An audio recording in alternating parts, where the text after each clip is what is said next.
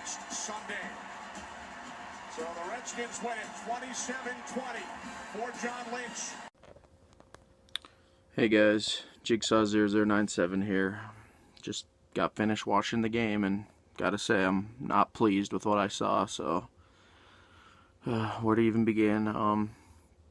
The absence of Lane Johnson was apparent right from the beginning. Vatia, he does not look good at all.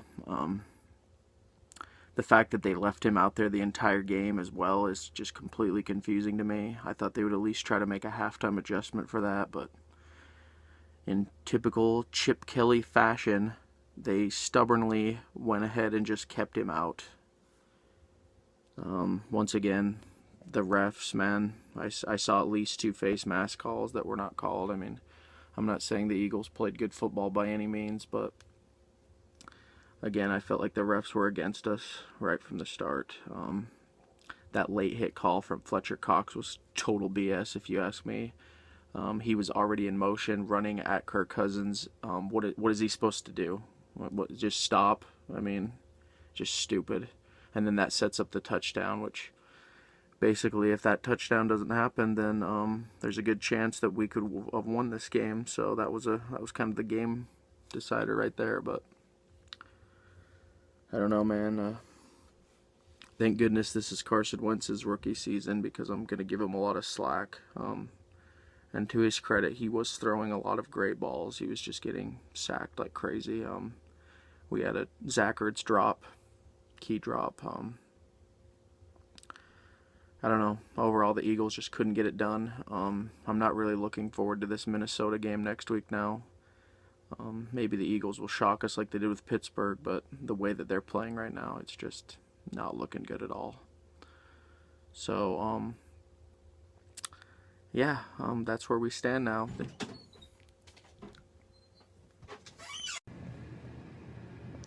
What's up, Eagles? Sorry about that last clip there. My sister walked in and we started talking for a bit, so I just didn't get around to finishing filming that segment. But I was really down and depressed yesterday. I absolutely hate the Washington Redskins, and I'm starting to just hate Kirk Cousins in general, but that's just because they keep beating us. I miss the days of RG3 when RG3 and 13 when we knew that we could beat the Redskins. But that's beside the point. You know, that game's done. The Eagles made tons of mistakes. Putting in Vaitai was a big mistake, like I'd already said. Jim Schwartz, he's supposed to be this veteran coach, and he's just not looking like he knows what he's doing right now, which good news is at least we won't have people knocking on Philly's door in this offseason trying to get him out of Philly as a head coach. So maybe we can have some stability at defensive coordinator, because I still do think Schwartz is good. He just needs to get it going right now. What I'm going to call this team right now, you guys may agree or disagree, but I feel like this team is still suffering from a disease I like to call Chip Kelly syndrome. And basically that just means that they were taught a certain way by Chip Kelly, and they still kind of think this way, and so they play that way on the field. The lack of discipline and preparation that I see in this team is astounding at times, because we know last year, and you can agree or disagree, but the team flat out gave up on Chip Kelly, okay? The Buccaneers and the Lions games of last year were completely out of lack of effort, because then you watch the Patriots game. We beat the Patriots in Foxborough. The team just decided to show up in that game. That's what happened against the Patriots. So that proved right there that the Eagles are not the bad team we thought they were. They basically are undisciplined. They pick and choose which games are important to them. As weird as that sounds, that's the way I'm looking at it. And we still have a lot of the same guys on this team right now. So they still are acting accordingly. I mean, Jordan Matthews still drops balls. Nelson Aguilar can't get separation, and he almost plays like he's afraid of the ball. Zach Ertz drops that touchdown pass yesterday. I mean, he still has the same issues. These guys all are still suffering from Chip Kelly syndrome. So that's why we got to give them the year, man. This was always supposed to be a rebuilding year. We all got excited, me included, after that Steelers win. We thought maybe they were more than they are. but we got to bring ourselves back down to earth. Carson Wentz he's an amazing quarterback, but he is a rookie. He will make mistakes, and we have to get used to that. Doug Peterson also, if you think about it, he's a rookie coach. He's going to make mistakes. We just got to let him figure it out. As far as the O-line goes, though, that needs to be addressed. They need to find a way because the O-line is more important than anything right now. We cannot have Carson Wentz injured. That cannot happen. So, Doug Peterson, you'll never watch this, but I'm just going to say right now, please get some O-line help. Find a way. Free agency, whatever. Get Howie Roseman back in the building trying to get this stuff going because he knows how to get players. But anyway, the final part of this video, I just want to talk about the Vikings game. I was very excited for this game, and I still am.